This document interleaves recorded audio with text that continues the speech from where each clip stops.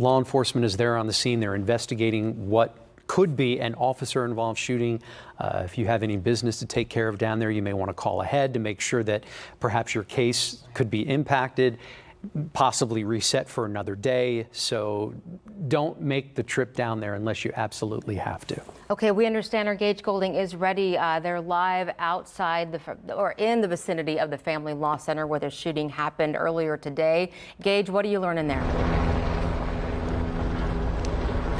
Yeah, we just learned that a Precinct 1 constable deputy was shot. I want to get out of the way and just show you right now. Still very active, although this shooting happened, quite some time ago at this point. But you can see sheriff's deputies with their long rifles still out. This is right outside the Family Law Center. That's according to Harris County Sheriff Ed Gonzalez. But you can, just see the wide swath of law enforcement officials that are out here right now. We do know that that constable deputy was being life flighted to Hermann Memorial in the Med Center for further treatment here. But as you can tell, everywhere you look, you just see this yellow tape that just stretched around this area where we're standing at right now. This is Congress in San Jacinto, which seems to be where a lot of the media, the press has lined up, because it's one of the easiest accessible ways coming in from the freeway.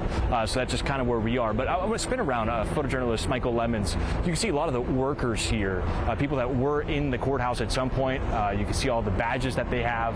That's so they can get inside the courthouse.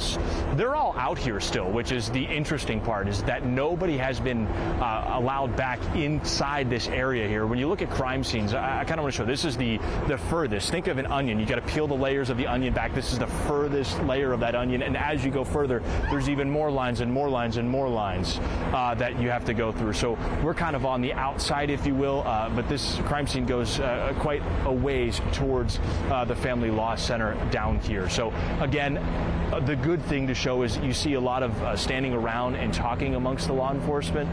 That's a good thing, because that means that there's no active threat. There's not necessarily something that we should be worried about right now. But what we do know is that one constable deputy has been shot. I spoke to somebody inside a little bit earlier. They said from where they were, they heard up to around 8 shots. Of course, we're going to have to get that number confirmed by law enforcement as they kind of process through this. But they said they heard around 8 shots. Another person telling us that they were actually part of jury and that they were told to kind of shelter in that area. So imagine being here during that specific time period, how frantic that must have been. But as you can see from this, it's hard to kind of put in, but dozens of law enforcement officers that are out here right now with the big guns in their tactical gear. This was quite the situation that we saw unfold here within the last hour here. Guys? Just curious, I know you've been speaking to folks who are standing outside, who were ushered out following this. What is their sentiment right now? What was it like for them to be inside and then to hear gunfire? You're coming off a big family holiday, Easter, right? You're coming back to work. A lot of people may have taken this day off work, so that's probably something that we're going to see as a good part of the story. A bunch of police officers just walked underneath the tape here. So there's probably less people. If I was a betting man, I would say there's less people on the campus here of the courthouse downtown because of the holiday, which is probably a really good thing. But for the most part, I think it's just, shock. People are wondering what happened and why. Those are two big things that we're trying to figure out as you see more officers walking into the crime scene from behind us here.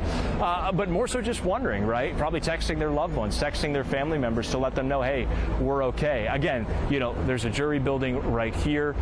There's the Family Law Center here. This is a very busy part of the downtown criminal justice area. So again, corner of San Jacinto and Congress. We are in the heart of downtown Houston. So there's a lot of people here on any day of the week. I would reckon, again, you can hear police sirens in the background. I reckon that there were probably a little bit less people here because of that Easter holiday. That was probably a good thing.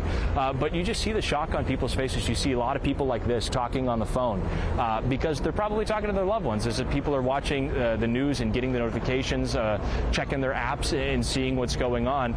There's a lot of interest in what's going on. I want to pan over here if we can. Photojournalist Michael Lemons working this. We just learned right now, 12:30, we're going to have a press conference here. Well, 1:30, sorry, 1:30, there's going to be a press conference. So in about the next almost 20 minutes or so, but we're seeing more people walking in. Looks like a district attorney and maybe some detectives here, if I had to guess based on their attire. So 1:30 press conference is what we know. So of course we're going to carry that live right here on the KPRC 2 Plus live stream. So we're going to send it back to you for now. We're going to chat with some more people. I'm looking to see more so if we can learn about kind of how this transpired. As the process now, we know the end result of what happened, and we kind of know a little bit of the start, but we want to be able to build that puzzle and understand exactly what led up to this, guys. It is a fluid situation, a lot of moving parts. Our Gage Goulding reporting live for us downtown. Gage, thank you.